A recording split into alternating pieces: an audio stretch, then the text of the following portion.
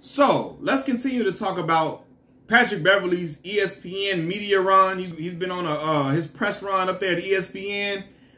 He's been on different shows talking about an array of different topics surrounding basketball. And he said a lot of things, right? And one of the things that he said I strongly disagree with, and I don't see how the hell he even thinks this outside of the fact that James Harden is his boy, right? This man went up there on ESPN and said James Harden deserves a super duper max deal. He's a super duper max player. Brother, hell no. You from Chicago, my boy. You from the crib like me. You from the west side, I'm from the south side, but yet and still we Chicago, Illinois at the end of the day. Brother, no. Ain't no way in hell. Ain't no way on a cold day in hell I'm giving James Harden a super max deal. It's no way, no how for that, bro. Honestly. James Harden ain't been a super max player since he left Houston. Like, James know that, and Pat know that too. But he's pro player, so he gonna speak up for his boy. And I can respect that to a degree, but we gotta be honest right now. If I'm the Houston Rockets organization, there's no way I'm giving that boy I mean, not Houston Rockets, I'm sorry. If I'm the Philadelphia 76ers organization, there's no way I'm giving that man that bread. Like, let's talk about his production. 22 points per game, 7.7 rebounds per game, and 10.3 assists per game, right? Now, that sounds good, right? But we all know on this channel, we got to put things into context. Those are great numbers for guys like Chris Paul. 22 and 10, 7 rebounds, that's great numbers for him. For James Harden, nah, bruh, that ain't it. That's not it for a guy that was once averaging like 32 a game, stuff like that. Your production has decreased as far as points is concerned by 10 points over the years? Like, nah. I don't care. I mean, you can get the 10 assists all you want to. But if you're not putting pressure on the defense to score the way that you used to do, if they know you're going to stand out there on an island, you're not really going to do anything, you're not even going to shoot at times, you're supposed to shoot. We got on Ben Simmons about not shooting the basketball. Hell, we need to talk about that with James Harden, because what the fuck? The boy had 2 shots in the second half of an elimination game. Come on, fam. That just means you're not even out there trying. You're not even trying to hoop.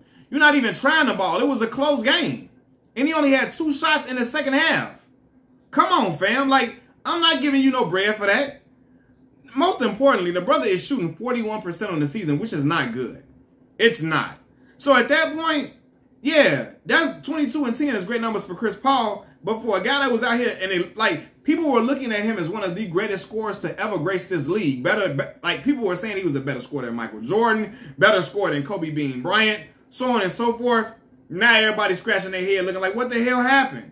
Right? Then the brother might come into the season out of shape and shit. And after he done been on a tour with all the rappers kicking it and all that, nah, bro, I don't have any time to pay big bread to liabilities like that. Right? I want a player who's going to come on the court and if I give you max bread, I'm expecting you to produce, right? You don't have to win a championship every year or nothing like that, but you got to shoot more than 2 shots, fam. Like, you got to give us a chance to win the game. There's been plenty of times James ain't even give him a chance to win the game. Now, with that being said, James always had playoff mishaps, so he can be rather anemic in the playoffs, even when he was a super max player in Houston. But since he's left Houston, he ain't even been like a liability. Like, he hasn't even been like a valuable option. Like, he hasn't. You know what I'm saying? So, what am I paying him a super max for? Unless I am a struggling franchise who has nobody to turn to, and I just want to give him the super max to sell tickets, to lock him in to sell tickets for my organization. If that's what you're interested in, cool. If you're interested in winning a championship, hell no. Okay? Promise you, James Harden gonna fold like that lawn chair at the Labor Day barbecue the day before school start. I promise you. He gonna fold just like that. You don't need that in your organization, fam. Like, it's just not something you need. No, we don't need a guy who's gonna fold like that. We need a guy who's gonna stand tall and give it his best effort, and a guy that you're gonna see is out there making a conscious effort to try to put pressure on the defense.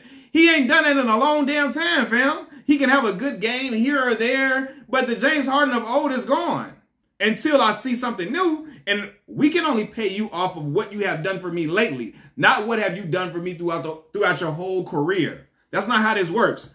I'm not going to pay you no mega bread off what you did 3-4 years ago. I'm seeing the most recent production from you. We got a sample size, we got a nice size of like, you know, to look at, a nice size, a nice body of work for us to judge off this past season.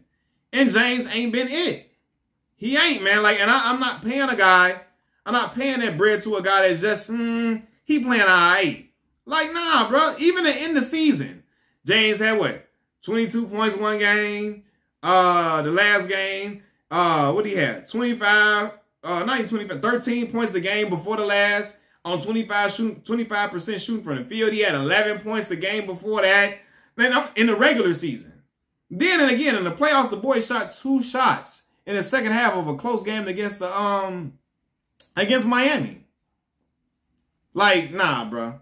You're not that same guy. Then I don't know what type of shape you're going to be in. And you not being into shape has led to you having injuries with your hamstring and so on and so forth. Because you're not, you know, you're not rehabbing your body the right way. You're not working out and keeping yourself in peak condition.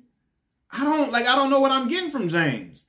I don't need to be unsure of a guy who I'm giving a lot of bread to. I need to make sure he's a sure thing. Not, of course, every player ain't going to win the championship every year. But this guy is a guy who can go out there and bring it every night. Give it to the opposing team every night. He's capable of doing that. James averages 22 and 10. He can get some bread. He ain't getting that Supermax, though.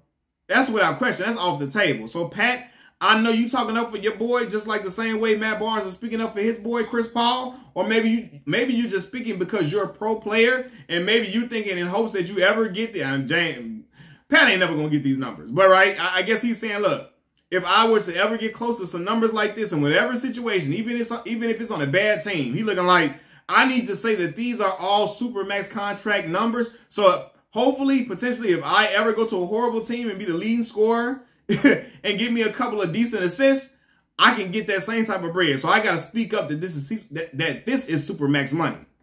All right? Pat is a glorified role player, right? A defensive role player. But he's saying, look, if I go to a team and I get close to this bread, I got to speak for this being Supermax. Even if he don't get close to them numbers, he thinking he has to say that's Supermax money so that a guy, a role player like him, can get some mega bucks for just filling in certain gaps and filling in certain holes within the team. You know what I'm saying? But hell no. James Harden ain't worth no Supermax money. Again, unless you're just a struggling franchise who is not able to draw free agents, you're not having great fan attendance, so on and so forth, then yeah, give James Harden a Supermax so you can see a return on investment with people filling into the arenas. Because people, believe it or not, people are still going to watch James Harden in hopes that he could one day be the James Harden that was in Houston. But I promise y'all, I believe that guy is no more until he proves me wrong. But I think people will still pay for it just to see if they can get a glimpse of that guy that was doing all them step back, hitting all them step back threes and so on and so forth. People want to see if that is still there. So I think people will pile into arenas, even where basketball is not thriving in the NBA, where NBA basketball is not thriving in. Shit, he can go to probably Sacramento, get him a max deal or something. He can go to Orlando, get him a max deal or something like that. Shit, you know. He can go to one of them places, get him a max. He can go to Indiana, get him a max deal with the Pacers or something maybe. But shit, and because they want attendance to stay up maybe. You still gonna get fans criticizing the move, but people still gonna go in hopes that he could one day be that same James Harden of old. But that's it. If I'm a team on the verge of winning a championship or trying to win a championship, I'm not constructing it solely around James Harden as a Supermax player. Nah. Not a chance, brother. You can take the L out of love. Machiavelli Mills TV. Subscribe to the channel. Share the videos. Like the video. Leave comments in the comment section. I'm out. Peace.